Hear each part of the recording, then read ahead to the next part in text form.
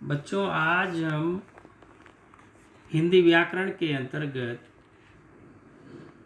पत्र लेखन के बारे में जानकारी प्राप्त करेंगे। पत्र लेखन अर्थात लेटर राइटिंग। बच्चों, पत्र एक ऐसा माध्यम है जिसके द्वारा हम अपने सगे संबंधियों व मित्रों से संपर्क बनाए रखने में समर्थ होते हैं तथा अपने मन के भाव और विचार आदि दूसरों के समक्ष प्रकट करते हैं। तो पत्र कैसा माध्यम है? पत्र ऐसा माध्यम है जिसके द्वारा हम अपने सगे संबंधी, जो हमारे क्लोज रिलेशन के लोग हैं, उनसे और अपने मित्रों से संपर्क बनाए रखने का जिसमें सहयोग हमको मिलता है। उनसे बराबर कैसे बातचीत, अपने मन की बात को कैसे उनसे प्रकट करना है, ये सब पत्र के द्वारा ही संभव होता है। अब पत्रों को केवल निजी कार्यों के लिए ही नहीं प्रयोग किया जाता है। कहने का तात्पर्य यह है कि हमारे पारिवारिक लोगों से जो संबंध होते हैं, कहीं हमारे परिवार का कोई सदस्य बाहर है तो हम पत्र लिखते हैं, हमारा मित्र कोई बाहर है तो उसको हम पत्र लिखते हैं। लेकिन इसके साथ साथ अन्य भी बहुत से ऐसे क्षेत्र हैं जहाँ पे पत्रों का हम उपयोग करते हैं। वो क्षेत्र कौन से हैं? व्यावसायिक और सरकारी कार्यों के लिए भी। व्यावसायिक अर्थात बिजनेस डीलिंग से संबंधित जो भी काम होता है वो, और सरकारी कार्यों के लिए कार्यालय से संबंधित कोई भी कार्य है, ऑफिस है, दफ्तर है, वहाँ से जो हमारा पत्र, जो अपना कार्य करने के लिए या कराने के लिए जो हम पत्राचार करते हैं, वो भी पत्र के माध्यम से ही होता है।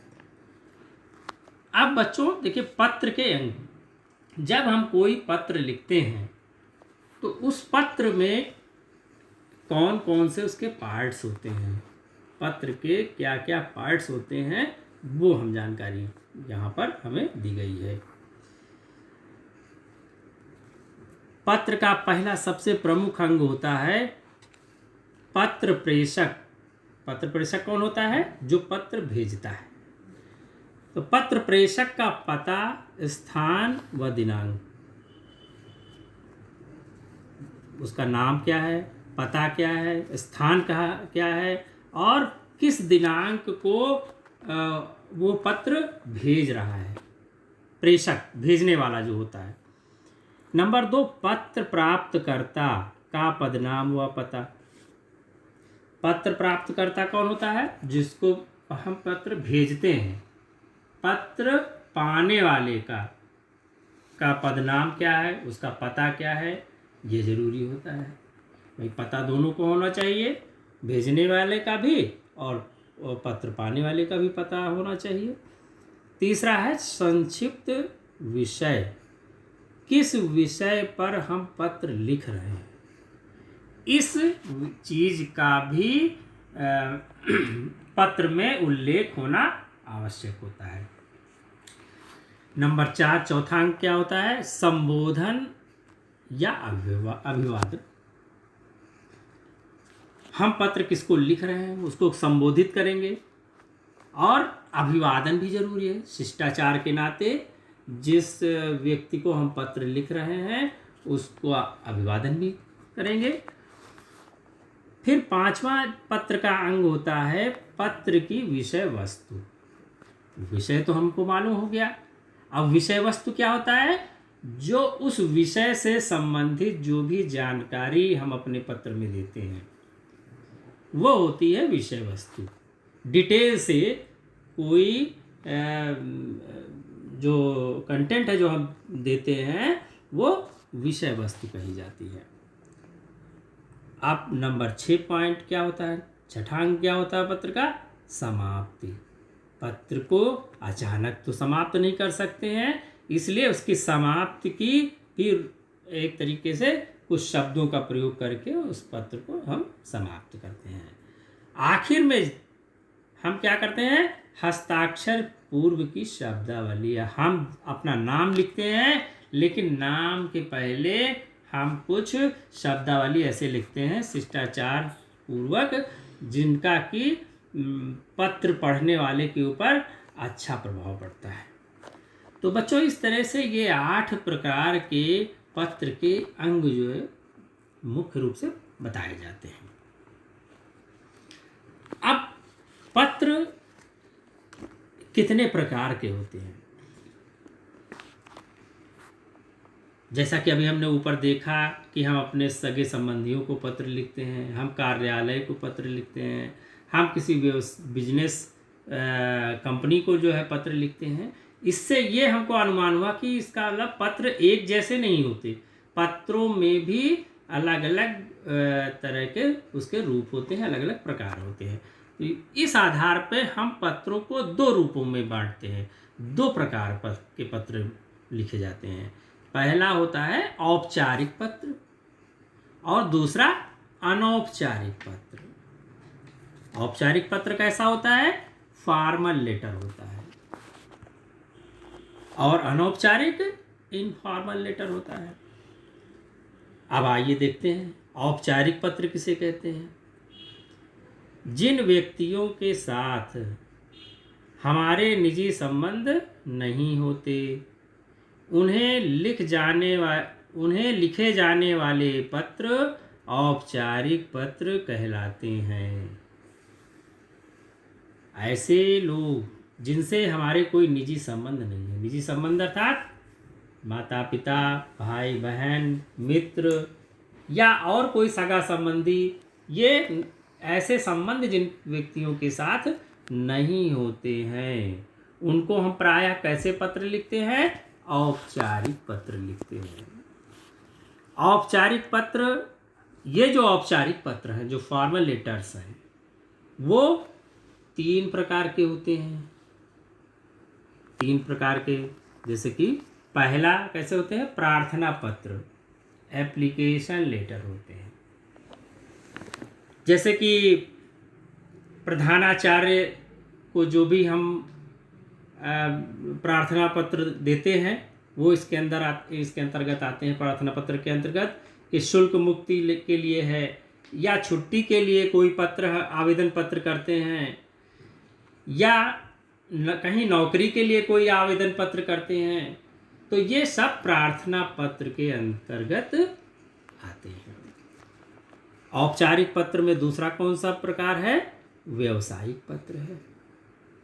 व्यापारियों, कंपनियों, दुकानदारों, प्रकाशकों आदि को लिखे जाने वाले आदेश पत्र, शिकायती पत्र, स्मरण पत्र आदि व्यावसायिक पत्रों के अंतर्गत आते हैं।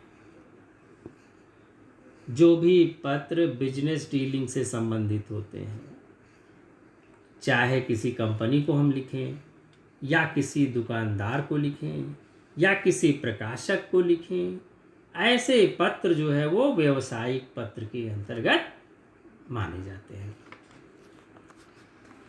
अब तीसरा प्रकार जो औपचारिक पत्रों का होता है, वो कार्यालयीय पत्र। कार्यालयीय पत्र क्या होता है? ऑफिशियल लेटर जिसको बोलते हैं। किसी ऑफिस, सरकारी हो चाहे गैर सरकारी हो, उनके बीच में जो आपस में जो पत्रों का आदान प्रदान होता है, एक दूसरे को जो पत्र लिखे जाते हैं, वो कार्यालयीय पत्र के नाम से जाने जाते हैं। तो बच्चों, ये देखिए, औपचारिक पत्र में हमने 3 प्रकार के पत्र ये देखे, जिनका ज़्यादातर हम बाहर की डीलिंग्स में इसका इस्तेमाल करते हैं। अब देखिए, पत्र लिखते समय बहुत सारे, हर व्यक्ति को के हिसाब से किसको हम पत्र लिख रहे हैं, किस संस्था को लिख रहे हैं, किस व्यक्ति को लिख रहे हैं, उस आधार पे संबोधन, अभिवादन और समापन भी अलग अलग होते हैं। जैसे कि हम प्रार्थना पत्र जब लिखते हैं, अगर प्रधानाचार्य को हम पत्र लिख रहे हैं, संबोधन क्या करेंगे? मान्यवर या माननीय या महोदय। ये संबोधन और अभिवादन के शब्द होते हैं। उसके अलावा जब पत्र समाप्त करते हैं, आखिर में जाकर के समापन की स्थिति में, तो उसका समापन करते हैं भवदीय, निवेदक, प्रार्थी, आपका आज्ञाकारी शिष्य आदि जैसे शब्दों से हम इस तरह के पत्रों की समाप्ति करते हैं। यदि पत्र व्यवसायिक है, जैसे कि किसी संपादक को हम पत्र भेज रहे हैं, या किसी विक्रेता को भेज रहे हैं, किसी सेलर को भेज रहे हैं, तब हम क्या करते हैं, संबोधन में श्रीमान या श्रीयुत शब्दों का प्रयोग करते हैं। और समापन शब्द क्या होंगे, भवदीय या निवेदक के तो जैसे शब्द प्रयोग करते हैं। उसके बाद हम अपना नाम लिख देते हैं, ये होता है। अब तीसरा है कार्यालयीय पत्र। किसी ऑफिस को जो पत्र लिखे जाते हैं, वो उसमें जो है, जैसे किसी अधिकारी को पत्र लिखा गया, तो उसके लिए संबोधन में हम आदरणीय, मान्यवर या महोदय जैसे शब्दों का प्रयोग करते हैं। और जब पत्र की समाप्ति करते हैं, तो उसमें जो है भवदीय, प्रार्थी, विनीत या निवेदक जैसे शब्द प्रयोग किए जाते हैं। इससे यहाँ पर ये जो चार्ट है, इसका हमने जब अध्ययन किया तो ये देखा कि पत्र किस प्रकार का है, उसी के आधार पर हम संबोधन, अभिवादन और समापन शब्दों का प्रयोग करते हैं। तो बच्चों, ये हो गया औपचारिक पत्रों का के रूप क्या है, ये हमने बताया आपको। अब दूसरे तरह के जो पत्र होते हैं, जिनको कि हम अनौपचारिक पत्र कहते हैं या इनफॉर्मल लेटर्स कहते हैं, इनमें कोई औपचारिकता नहीं होती है। ये हमारे बहुत ही जो नज़दीकी लोग होते हैं, उनको इस तरह के पत्र लिखते हैं। देखिए, जिन व्यक्तियों के साथ हमारे निजी संबंध होते हैं, उन्हें लिखे जाने वाले पत्र अनौपचारिक पत्र कहलाते हैं। हमारे निजी संबंध कौन, माता पिता, भाई बहन, मित्र, अन्य सगे संबंधी, उनको जो पत्र हम लिखते हैं, वो इसी अनौपचारिक पत्र के अंतर्गत आते हैं। अब क्योंकि वो हमारे बहुत ही क्लोज लोग होते हैं, इसलिए उनके संबोधन, अभिवादन और समापन के जो शब्द हैं, वो भी कुछ अलग ढंग के होते हैं। जैसे कि अपने से जो बड़े लोग हैं, क्योंकि सगे संबंधियों में कुछ ऐसे लोग भी होते हैं जो हमसे उम्र में बड़े होते हैं, कुछ होते हैं जो बराबर के होते हैं और कुछ छोटे होते हैं, तो उनका अलग अलग संबोधन भी अलग अलग प्रकार का होगा। जैसे अगर कोई बड़ा है हमसे और उसको पत्र लिख रहे हैं, तो उसके लिए कैसे संबोधन का प्रयोग करेंगे, पूज्य, पूजनीय, आदरणीय, श्रद्धेय आदि जैसे शब्दों का हम प्रयोग करेंगे। फिर संबोधन तो हमने कर दिया, अब हमको अभिवादन भी उनका करना है, तो अभिवादन कैसे शब्दों के आधार पर करेंगे, चरण स्पर्श, सादर नमस्कार, सादर प्रणाम, सादर चरण स्पर्श आदि जैसे शब्दों का हम प्रयोग करते हैं। पत्र के समापन पर जिस व्यक्ति को हमने पत्र लिखा, उससे अपना संबंध या स्नेह या शिष्टाचार दिखाने के लिए हम जिन शब्दों का प्रयोग करते हैं, जैसे कि आपका बेटा, अगर पिताजी को लिख रहे हैं तो आपका बेटा, माताजी को लिख रहे हैं आपका बेटा, अपने बाबा या अपने नाना जी को लिख रहे हैं तो पोता या नाती जैसे शब्दों का प्रयोग करते हैं। चाचा को लिख रहे हैं तो लिखेंगे कि आपका भतीजा। इस तरह के शब्दों का हम प्रयोग करते हैं। अब यदि हम अपने से छोटे किसी व्यक्ति को पत्र लिख रहे हैं तब क्या कैसा संबोधन होगा? जैसे छोटे भाई को पत्र लिखा तो प्रिय और उस आगे उसका नाम लिख देंगे। अगर आयुष्मान, हर कोई अपने बेटे को पत्र लिख रहा है तो आयुष्मान जैसे शब्दों का प्रयोग कर सकता है। चिरंजीव, ये भी छोटे लोगों के लिए ही लिखा जाता है, जो अपने से उम्र में कम होते हैं उनके लिए ऐसे शब्दों का जो है संबोध के द्वारा हम उनको संबोधित करते हैं। फिर अभिवादन, अपने से बड़ों को तो हम प्रणाम, नमस्कार, चरण स्पर्श करते हैं, और जो अपने से छोटे होते हैं उनको हम आशीर्वाद के तौर पे देने वाले शब्दों का प्रयोग करते हैं, जैसे कि सुखी रहो, प्रसन्न रहो, ऐसे शब्दों का प्रयोग करते हैं। अब पत्र के समाप्ति पर जो समापन शब्द होते हैं, इसमें क्या कि तुम्हारा शुभ चिंतक, तुम्हारा शुभाकांक्षी जैसे शब्दों का प्रयोग करते हैं। तो ये तो हो गए घर के बड़े और छोटे लोगों के जो को जब हम पत्र लिखते हैं तब ऐसे प्रयोग करते हैं। अब कुछ ऐसे भी लोग होते हैं जो हमारे साथ के लोग रहते हैं, मित्र लोग होते हैं। मित्रों और परिचितों को जब पत्र लिखते हैं तो उनको प्रायः हम संबोधन के लिए प्रिय और उनका नाम बोल देते हैं। प्रिय मित्र या प्रिय बंधु जैसे शब्दों का प्रयोग करते हैं। अभिवादन में उनके लिए मधुर स्मृतियाँ या सप्रेम नमस्ते आदि जैसे शब्दों का प्रयोग करते हैं। इसी प्रकार जब पत्र का समापन हम करते हैं तो उसमें प्रयुक्त करते हैं तुम्हारा हितैषी, अभिन्न मित्र, चिर स्नेही आदि जैसे शब्दों का प्रयोग करते हैं। तो बच्चों ये देखिए, हमने इस तरह से देखा कि अनौपचारिक पत्र जब हम लिखते हैं तो उसमें भी संबोधन, अभिवादन और समापन में विविधता होती है। निर्भर इस बात पे करता है कि पत्र हम किसको लिख रहे हैं। अब अच्छे पत्र लिखने के महत्वपूर्ण तथ्य क्या है, ये जानना जरूरी है। सब कुछ है, संबोधन हमने अच्छा कर लिया, अभिवादन कर लिया, सब कुछ ठीक है, लेकिन पत्र लिखने के लिए जो महत्वपूर्ण तथ्य हैं, आखिर हम पत्र को कैसे अच्छा से अच्छा लिखें, इसके लिए जो तथ्य दिए गए हैं वो इस प्रकार दिए गए हैं। पहला, एक अच्छा पत्र लिखित होते हुए भी आपसी बातचीत जैसा प्रतीत होना चाहिए। पत्र जो हमेशा ऐसा लिखा होना चाहिए कि जैसे कोई व्यक्ति हमारे सामने बैठा हो उससे ही हम अपनी बात को कह रहे हों। ऐसा नहीं लगना चाहिए कि बहुत बनावटी पत्र अच्छा नहीं होता।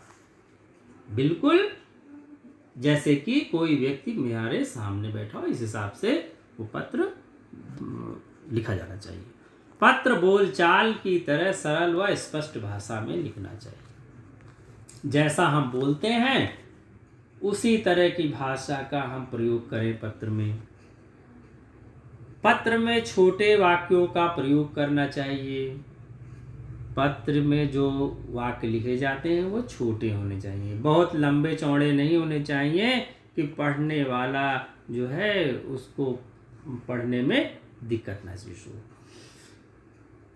पत्र में विषय वस्तु स्पष्ट लिखनी चाहिए। जो जिस विषय वस्तु पे हम पत्र लिख रहे हैं, जिस विषय पर हम पत्र लिख रहे हैं, उसकी जो विषय वस्तु है वो बिल्कुल स्पष्ट होनी चाहिए। क्या हमको कहना है पत्र में वो बिल्कुल स्पष्ट होनी चाहिए। ये ना हो कि हमें अपना जो है कंटेंट ही जो है नहीं पता है कि हमको वास्तव में लिखना क्या है और हम उसी में उलझे हुए हैं, पत्र सही ढंग से नहीं लिख पा रहे हैं। पत्र सदैव सुंदर व साफ लिखावट में होना चाहिए। सबसे महत्वपूर्ण चीज़ है, कोई भी चीज़ पत्र लिखें तो या जब भी कोई चीज़ लिखते हैं तो वो राइटिंग अच्छी होनी चाहिए। तो और ख़ास करके पत्र तो सुंदर और साफ लिखावट में होना चाहिए। उससे पढ़ने वाले को पत्र पढ़ने की और जिज्ञासा उसकी बढ़ती है। आयु और संबंध के अनुकूल संबोधन, अभिवादन तथा वह शब्दावली का प्रयोग करना चाहिए। जिस व्यक्ति को हम पत्र लिख रहे हैं उसकी आयु क्या है, उससे हमारा संबंध क्या है, उसी के अनुरूप हम संबोधन और अभिवादन शब्दावली का प्रयोग करें। ऐसा ना हो कि पत्र हम किसी बड़े को लिख रहे हैं और संबोधन उसको इस तरह से कर रहे हैं जैसे किसी छोटे को ही संबोधित कर रहे हैं। तो इस तरह के गलत प्रयोग नहीं करने चाहिए। जैसे व्यक्ति को हम पत्र लिख रहे हैं उसी के अनुरूप उसको संबोधन भी उसी के अनुरूप होना चाहिए। पत्र का अंत प्रभावशाली होना चाहिए। पत्र का असली उद्देश्य होता है अपनी बात को अगले तक आसानी से पहुंचाना और उसको प्रभावित करना, जिससे कि अपना कार्य आसानी से संपन्न हो जाए। इसलिए पत्र का जो अंत है वो हमेशा प्रभावशाली होना चाहिए। तो इस प्रकार से हमने पत्र लेखन से संबंधित विभिन्न तथ्यों को अपने इस वीडियो में हमने जाना कि पत्र के अंग कौन कौन से होते हैं, पत्र के प्रकार कितने होते हैं, पत्र से संबंधित संबोधन, अभिवादन और समापन के शब्द कौन कौन से होते हैं, और पत्र लिखने के लिए कौन से महत्वपूर्ण तथ्य हमारे लिए ज़रूरी होते हैं। इतना सब कुछ जानने के बाद हम एक सुंदर, अच्छा और प्रभावशाली पत्र आसानी से लिख सकते हैं। तो बच्चों, इन बातों पे अगर आप ध्यान देंगे तो पत्र लिखना निश्चित रूप से आपको भी ये कला आसानी से समझ में आ जाएगी।